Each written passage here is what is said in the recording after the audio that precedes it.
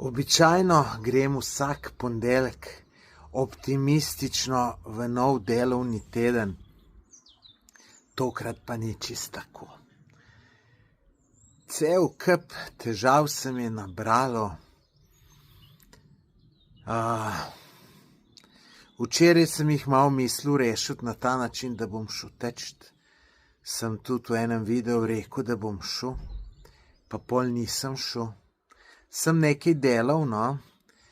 Dober, niti ne obžalujem tukaj, da nisem šel, ker sem pa veliko naredil, ne. No, sem bil pa 100%, da bom šel danes teč. Me pa putika zagrabila, tako da ne morem. Močno upam in tudi mislim, da se bo nekako rešilo, da me bo popustilo, pa bom šel popoldne teč, ker tu preprosto moram iti, ker se počutim, ker kup gnoja. Res. Nič mi ne štima, v glavi mi ne štima, nič mi ne štima. Ne počutim se dobro v svojem telesu, nič ni dobro. Ne. No, zakaj se gre?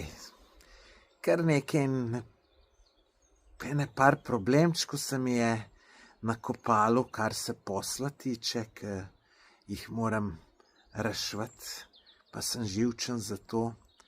Pol me jebe ta moj zdravje. Včeraj, ko sem v pisarno prišel, sem dal telefon polniti in tu se zmeraj naredi. In jaz poštenega zmeraj gor potečem, se malo zadiham, kakor se lahko tistih štenga, in pol, če se pripognem, se mi zavrti k 100 mater. In pritisk mi nič ne pada, ker tisti, ki veste, sem bil pri dohtarju in imam visok pritisk. Hvala Bogu pa vse drugo ok, kar se te krvi tiče, pa to ne. No, tako da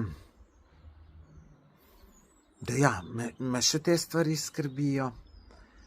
Moram jaz nujno gibati, moram prehrano spremeniti, moram manj jesti.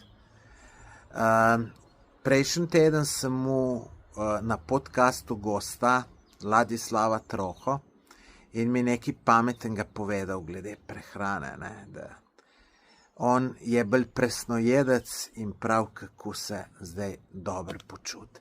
Jaz sem enkrat bil 14 dni presnojedec